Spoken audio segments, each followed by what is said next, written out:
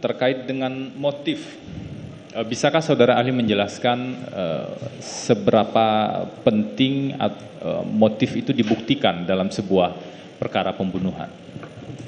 Baik, menjawab pertanyaan Bapak Penasihat Hukum, mohon izin yang mulia.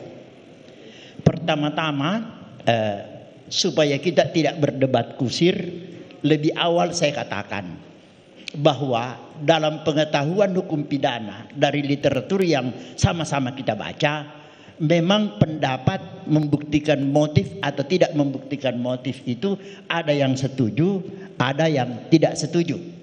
Ya, jadi ada yang setuju bahwa motif perlu dibuktikan, ada juga yang tidak setuju.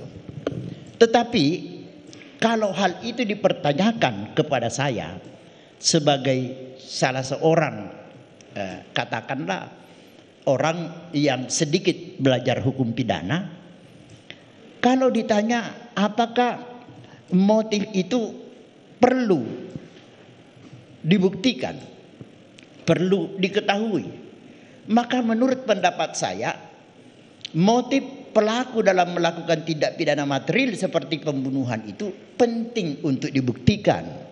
Oleh karena dengan mengetahui motif pelaku dapat dipahami apa yang menjadi sebab sesungguhnya pelaku melakukan perbuatan tindak pidana pembunuhan. Motif dalam perkara tindak pidana pembunuhan dapat menjadi pertimbangan bagi hakim dalam menjatuhkan putusan kepada terdakwa, termasuk berat ringannya hukuman yang akan dijatuhkan.